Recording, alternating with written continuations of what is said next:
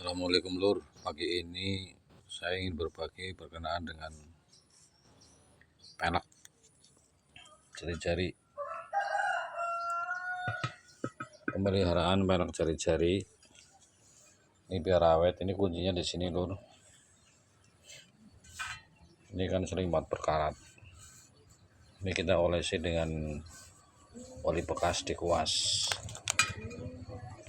Yang pertama, agar supaya ini tuh awet, nggak berkarat. Karena kalau berkarat ini nanti karatnya di ban-bannya, nih ban-ban ini tutup ke area ini, itu nanti di sini akan timbul karat. Itu berisiko dengan ban dalam. Makanya ban dalam sering bocor halus. Karena ban dalam bocor halus ini biasanya di area dalam, itu terjadi karena pelapukan dari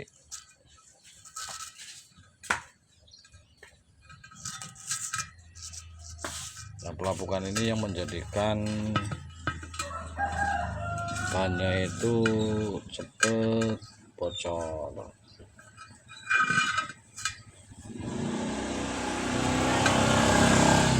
Nih kalau dipelihara semacam ini ya minimal setahun lah, atau sesuai kebutuhan. Artinya kalau kita lagi nambal ban, kita cek, nanti ngomong saja ke tambal ban untuk ini jadi oli seperti ini agar supaya awet. Terus untuk berikutnya, ini yang ada hubungannya dengan lahar supaya lahar awet. Lahar awetnya dibuka aja ini, dibuka. Oh iya, alhamdulillah kecayup mang. Ini kasih crash. Ini kalau crashnya nggak sampai habis, nggak telat, itu awet. Jadi lahar kenapa nggak awet?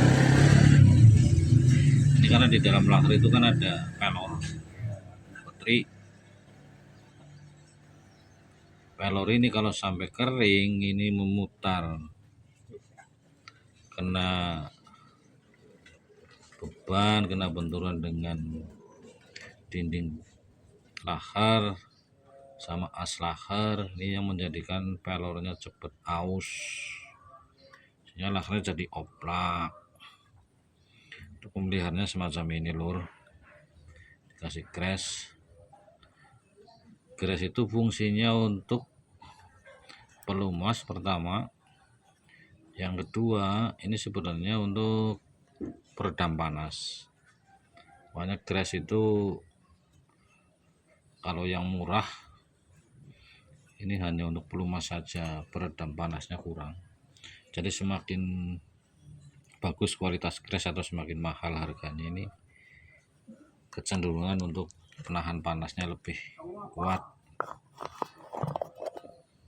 Ini tahan lama lur. Kenapa lahar bawaan itu biasanya sampai 10 tahun 5 tahun lah minimal, tapi lahar gantian itu kadang baru setahun bahkan bulan ini sudah rusak, sudah oplak lagi. Ini sebetulnya kuncinya di sini. Samping ada kualitas daripada pelor, itu pastilah berpengaruh, tapi kalau pemeliharaannya rutin, crash-nya nggak kurang, insya Allah juga awet. Ini dengan lahar. Terus berikutnya ini dengan karet. Ini karetnya karet produk Banaran, dan ini bekas ban dalam, ban luar alat berat. Ini kayak gini nih, keras, lumayan awet. Ini dijamin kalau dibandingkan dengan karet pabrikan yang murahan, ini masih mendingan ini loh.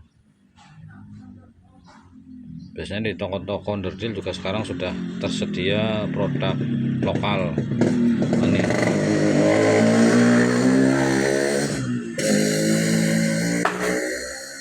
ciri-cirinya itu ada kayak benang-benang, karena ini irisan ban luar alat berat atau ban luar kayak trailer tronton. Ini seperti ini ya, dijamin awet. Beda dengan yang pabrikan itu memang lenturannya lentur, cuman karena panas sedikit itu dia gampang lonyot, akhirnya menjadikan posisi daripada gear ini setelah dia ditarik ke rantai ini kocak. Kalau ini kan sepan. Jadi fungsi karet gear ini sangat-sangat vital. Vital artinya dia di saat ditarik sepan, tidak ada tenggang, jadi nggak ada rasa krayek gitu, nggak ada, langsam. Terus di saat turun gigi atau pengereman, habis jalan kencang terus dia turun gigi atau direm, ini kan melambat, berarti dia turunnya ke belakang. Ini juga nggak ada rasa tak gitu, nggak ada. Ini biasanya kalau motor rasanya kok krayuk, mau angkat-angkatan krayuk, terus turun gigi atau habis digas terus turun gas itu kok krayuk. Ini biasanya di sini, kuncinya ada di sini. Ini berpengaruh juga dengan tenaga di saat karetnya oplak.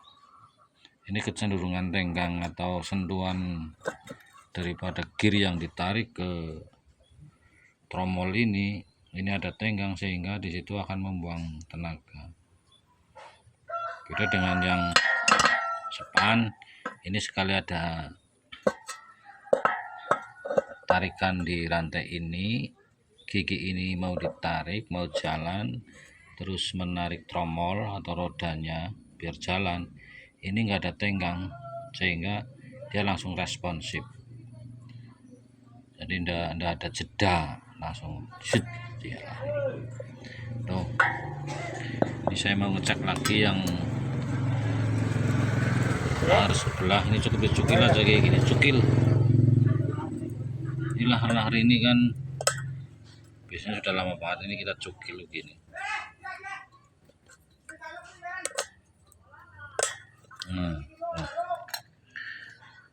Kering banget kan, ini sudah sangat kering. Ini kalau dibiarkan ini paling-paling berapa hari lagi atau berapa minggu, kalau dipakai terus ini sudah oplak. Ini harus dikasih keras juga. Heru balik entah sepepean jika kon enteni ini dikasih keras kayak gini.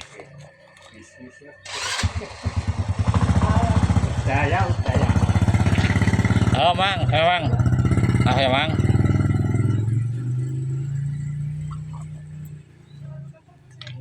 Oh, hebat clear.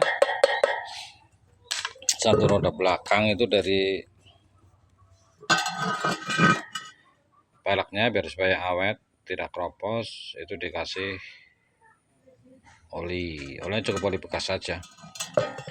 Terus jangan lupa ban-bannya ini harus yang bagus, karena ini untuk menutup ini biar supaya ban dalamnya itu tidak langsung bersentuhan dengan jari-jarinya. Terus tadi lahar, pemeliharaan lahar semacam itu, pemeliharaan karet ya sudah dipasang. Ini kalau ini juga nanti mau diganti dengan ban baru,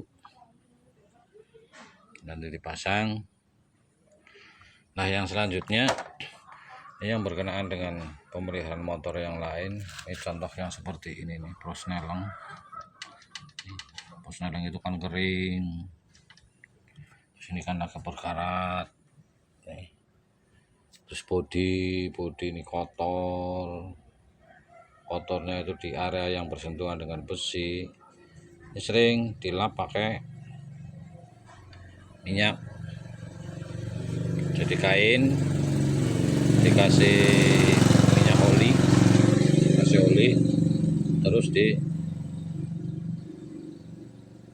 dilapkan ke bagian-bagian yang berisiko dengan karat kayak gini nih. Ini kan berkarat, ini dilap, nih berkarat, ini dilap. Itu enggak rutin enggak apa-apa, tapi apa ya, istiqomah. Jadi rutinnya enggak harus rutin yang setiap minggu atau setiap bulan. Bahkan kalau pemeliharaan semacam itu setahun sekali pun enggak masalah. Nih contoh kayak gini, ini kena panas, ini kan gampang banget berkarat, berkarat.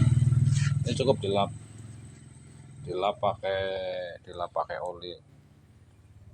Memang resikonya kalau dilap pakai oli itu kalau musim kemarau di bawah jalan yang berdebu, ini debunya langsung menempel. Tapi itu enggak masalah bagi saya. Dan saya menyarankan juga di saat musim hujan, ini pengelapan memakai minyak seperti itu,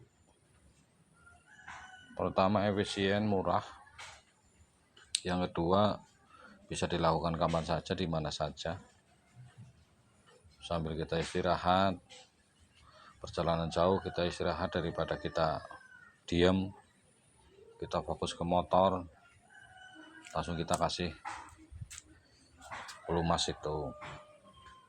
Nggak perlu biaya. Satu contoh, di area-area jauh umumnya nggak ada bengkel dan sebagainya, ini waktu kita istirahat langsung saja kita buka, kita ambil cek oli dilepas. Itu kan ujungnya di dalam kan basah dengan oli, itu yang kita masukkan ke dalam lap langsung kita lapkan di area-area yang kita mau dilap, yang kita butuhkan.